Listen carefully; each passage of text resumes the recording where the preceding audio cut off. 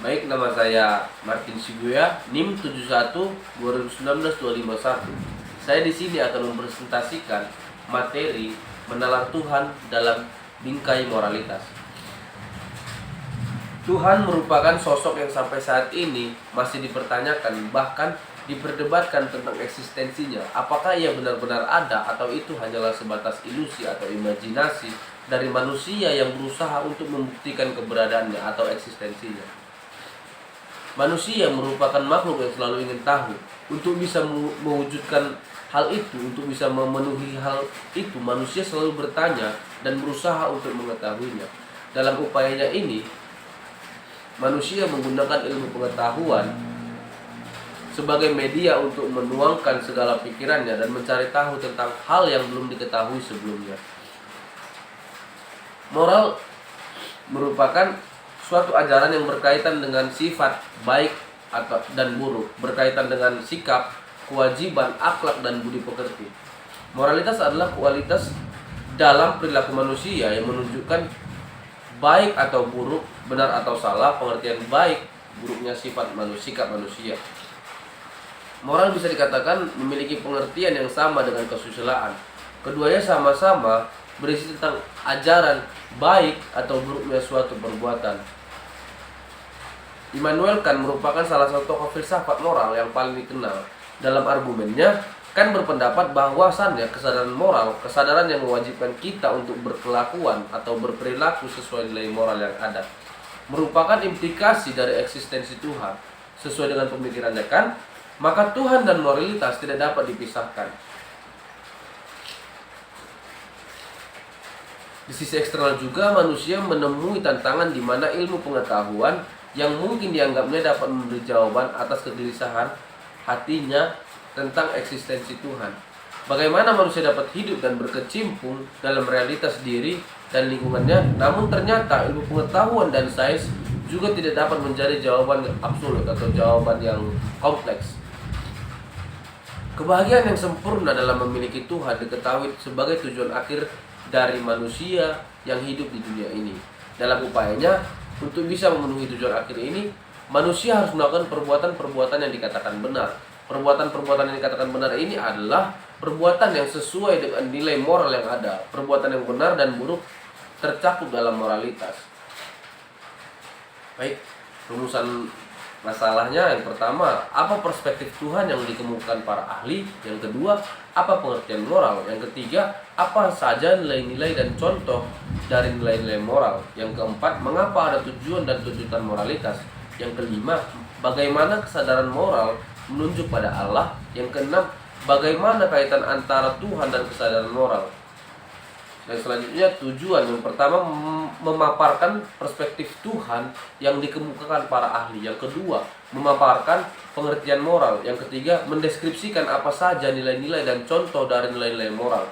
Yang keempat, memaparkan tujuan dan tuntutan moralitas. Yang kelima, mendeskripsikan kesadaran moral yang menunjuk pada Allah. Yang keenam, menganalisis kaitan antara Tuhan dan kesadaran moral. Selanjutnya, batasan cakupan pembahasan. Dalam paper, kelompok memberikan batasan cakupan pembahasan yang akan dijabarkan agar kita dapat memahami dengan lebih spesifik tentang bagaimana kita menalar Tuhan di dalam kesadaran moral lewat bingkai moralitas. Batasan cakupan yang akan kelompok bahas ini adalah yang akan dibahas dimulai dari penjelasan mengenai para filsuf-filsuf yang memberi teori dan pernyataan mereka tentang Tuhan.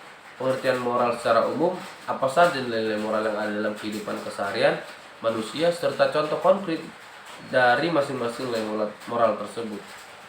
Batasan cakupan pembahasan yang akan diberikan bertujuan untuk mengelaborasi pokok-pokok bahasan, namun tetap efektif dan tersistematis.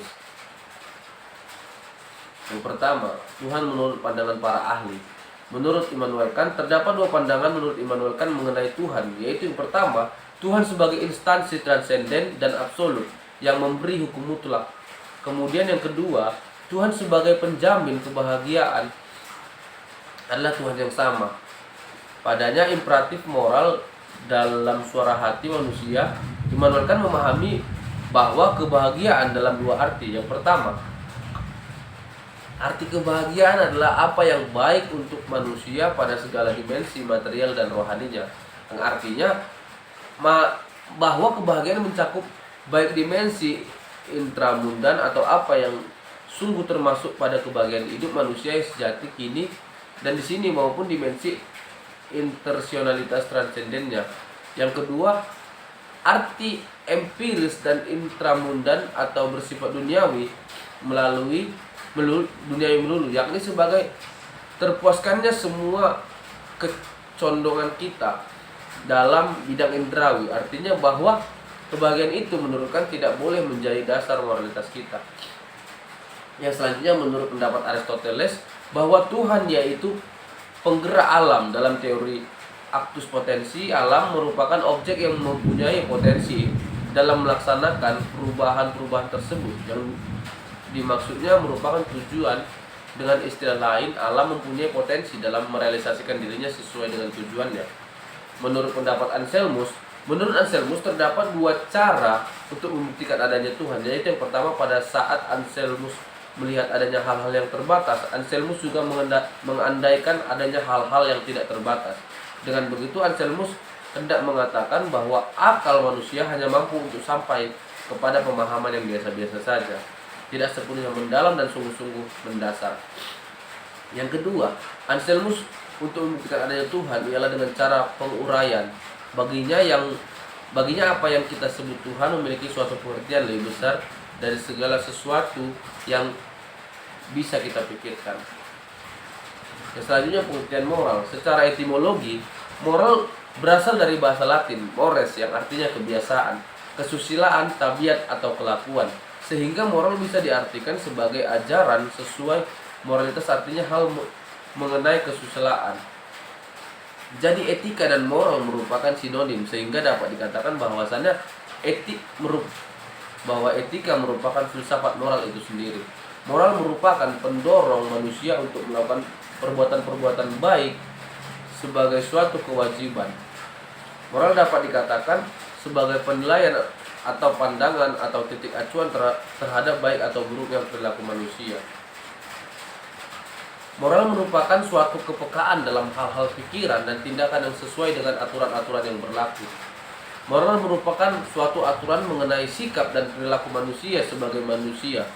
Berdasarkan pengertian-pengertian moral itu, maka bisa dikatakan bahwasannya moral itu merupakan aturan yang mengatur seluruh tindakan manusia dalam hal benar ataupun salah, ataupun baik ataupun buruk. Jadi dapat dikatakan juga bahwasannya dengan adanya moral, manusia itu bisa menjadi manusia seutuhnya, atau dapat juga disimpulkan bahwasannya moral memanusiakan manusia. Yang ketiga, nilai-nilai moral dalam kehidupan beserta contoh. Menurut tradisi pada Immanuel Kant menyatakan bahwasannya mereka mencari dan memahami akan prinsip yang terdapat pada moral dasar yang terdapat pada kehidupan masyarakat.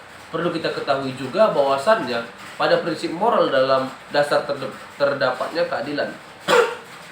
Karena hal tersebut dalam tradisi Immanuel Kant mereka terus menggali akan dasar dalam suatu akan prinsip keadilan yang universal. Moral selalu berkaitan dengan perilaku dan tindakan manusia. Sejauh manusia itu mempunyai kesadaran akan segala tindakan yang dilakukannya, maka akan selalu juga ia mengajukan mengenai nilai-nilai. Jadi, mengenai nilai moral itu sudah menjadi sebuah keharusan untuk langsung diandaikan sejauh manusia ada. Hidup bertindak dalam kesehariannya. Ketika manusia memiliki kehidupan dan kesadaran akan dirinya ini merupakan bukti nyata yang secara fenomena mencerminkan tampilnya nilai-nilai, secara khusus nilai moral. Nilai moral adalah sesuatu hal yang bersifat wajib dan bukan pilihan. Perlunya kesadaran penuh dalam diri manusia bahwa ia adalah makhluk moral. Nilai-nilai moral dalam kehidupan sehari-hari manusia antara lain. Yang pertama, moral ketuhanan. Moral ketuhanan ini biasanya berkaitan erat dengan nilai-nilai religius atau agama yang mana terkandung dalam ajaran-ajaran agama, serta lewat ajaran tersebut dapat memberikan dampak pada diri manusia. Contoh dari moral ketuhanan ini adalah manusia menjalankan ajaran dalam agama yang dianutnya dengan sebaik-baiknya. Yang kedua, moral etika. Etika sebagaimana yang kita ketahui terkait erat dengan tradisi yang dimiliki oleh kelompok dalam suatu masyarakat. Moral etika ini juga dapat membentuk manusia untuk dapat berargumen dengan eksistensi Tuhan. Contoh dari moral etika ini adalah manusia mau dan mampu untuk menghargai pendapat orang lain yang berbeda dari pendapatnya. Yang keempat, tujuan dan tuntutan moral. Bagikan, tujuan moral merupakan kebaikan yang paling tinggi, serta kebaikan paling tinggi tentunya pula berarti kebahagiaan yang sempurna. Sekiranya demikian, tujuan itu harus dikejar oleh peruntukan moral. Agar kebaikan moral manusia dan kebaikan paling tinggi itu terikat, manusia harus menerima adanya 3 postulat ini, yaitu kebebasan kehendak, immortalitas jiwa, dan adanya Allah. Artinya, ketiga postulat ini ialah apa yang dicita-citakan serta ingin dicapai oleh hidup kita di sini. Dalam sebutan biasa agama umumnya menunjuk pranata sosial yang partikular serta keyakinan ilahi. Hukum-hukum komunitas moral berbeda dengan komunitas politis. Hukum komunitas moral tidak jadi berbentuk undang-undang lahiriah yang teruntuk oleh sembarangan penguasa duniawi, melainkan berbentuk hukum moral yang melaporkan dirinya kepada tiap-tiap orang yang lewat budi mereka sendiri. Tidak terdapat satu penguasa duniawi yang memiliki kewenangan dalam hidup hukum moral.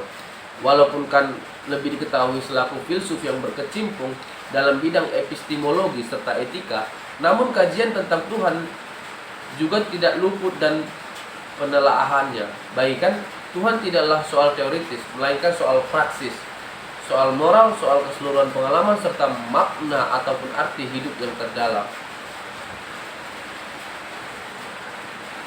Ketentuan yang kedua merupakan keabadian jiwa. Hukum moral bertujuan untuk menggapai kebaikan paling tinggi. Orang yang dinyatakan mempunyai keutamaan apabila peruntukannya cocok dengan hukum moral.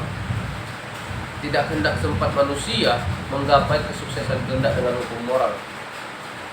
Sebab apabila manusia dapat menggapai kesuksesan itu tanpa putus, hingga itu merupakan kesucian serta tidak terdapat manusia yang hendak sempat menggapai kesucian yang absolut. Ketentuan yang ketiga merupakan keberadaan Tuhan.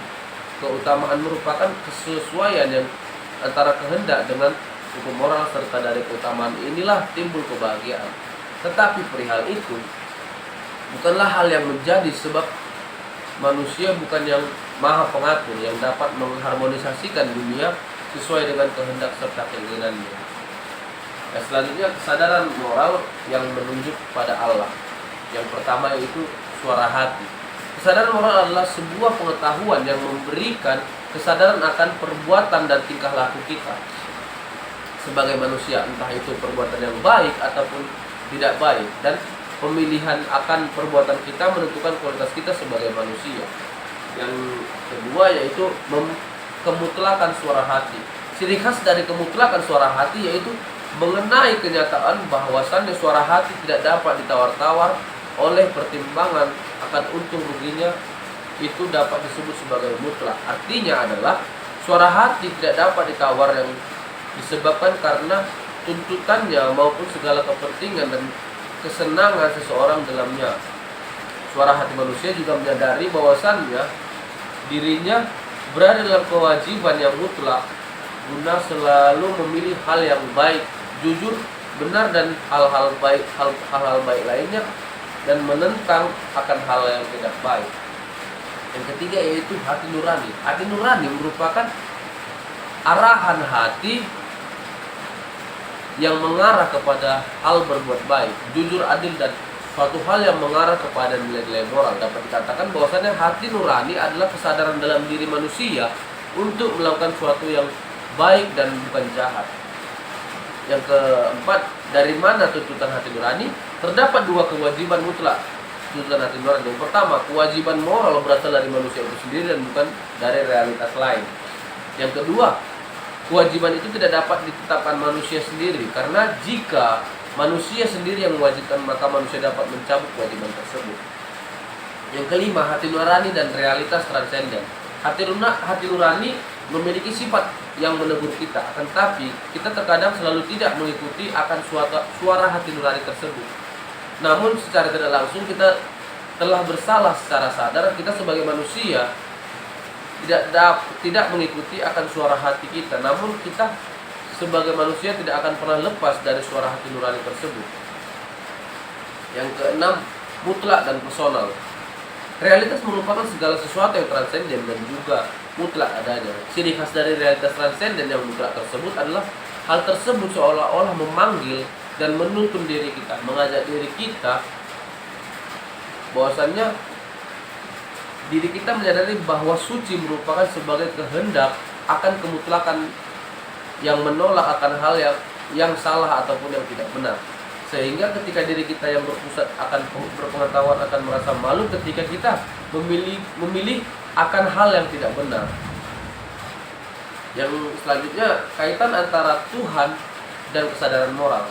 Berdasarkan pembahasan yang telah disampaikan tadi, dapat kita lihat bahwasannya antara gagasan-gagasan tentang Tuhan, baik dari pandangan para filsuf maupun teori lainnya, mempunyai kaitan yang sangat erat dengan moral. Tuhan menjadi puncak dari sumber pencarian manusia dalam menalang dengan segala upaya yang dilakukan oleh manusia. Salah satunya lewat kesadaran moral tersebut. Moral merupakan kedudukan yang sangat penting dalam kehidupan manusia ketika hendak membuktikan tentang eksistensi Tuhan itu. Seperti halnya yang dikatakan oleh Immanuel Kant, bahwasannya dia berbicara tentang Tuhan bukanlah berbicara soal teoritis, melainkan bagaimana praksis moral keseluruhan pengalaman serta makna ataupun arti hidup yang terdalam. Kan menyatakan kalau memanglah Tuhan bisa didekati melalui iman, serta iman itu dilandasi oleh hukum moral. Hukum moral mengharuskan kita untuk senantiasa melaksanakan kebaikan. Hukum moral bertujuan untuk menggapai kebaikan yang paling tinggi. Baik, tanggapan kritis yang boleh disampaikan yaitu dari penjelasan di atas tentang menalar Tuhan dalam bingkai moralitas dari potret menalar, maka dapat diartikan bahwasannya moralitas Tuhan dan juga yang disebut agama sangat berkesinambungan atau saling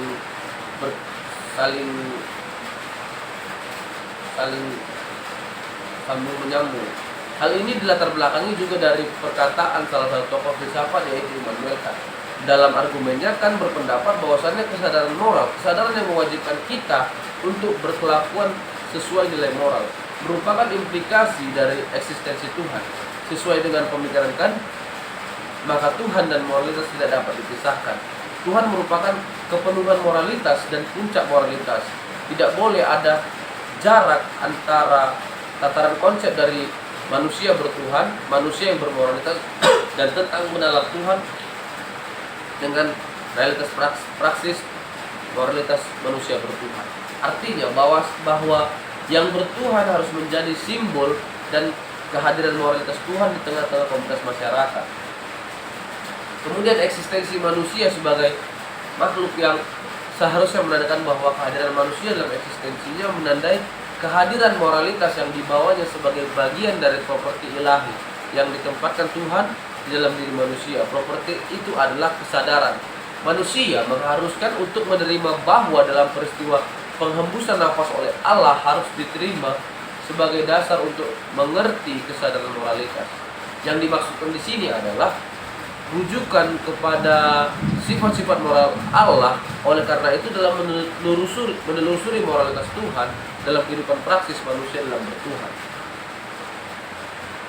Kesadaran akan kewajiban mutlak ini tidak berasal dari dunia luar dan juga tidak dari diri kita sendiri, melainkan kesadaran itu kita sadari langsung sebagai jawaban terhadap suatu tuntutan dari sebuah realitas yang kita hadapi. Realitas itu bersifat mutlak, personal dan suci, dan itulah yang kita sebut Allah. Kesimpulan yang boleh diberikan yaitu Tuhan memanglah bukan sosok atau pribadi yang dapat kita jangkau dengan penglihatan maupun pendengaran kita. Ia adalah realitas di luar diri kita yang menjadi sumber dari segala sesuatu. Keberadaannya yang tidak dapat kita jangkau membuat manusia haus akan pengetahuan dan kegelisahan tentang eksistensi Tuhan itu. Manusia selalu terdorong untuk mengabsolutkan kebenaran yang baginya itu harus diterima. Kecenderungan manusia yang membuktikan keberadaan Tuhan dengan segala daya dan upaya tentu saja tidak dapat sepenuhnya berhasil. Hal ini kemudian membuat manusia merasa perlu ada jalan yang dapat membawanya pada pemahaman yang tentang keberadaan Tuhan di tengah-tengah keterbatasan rasio tersebut.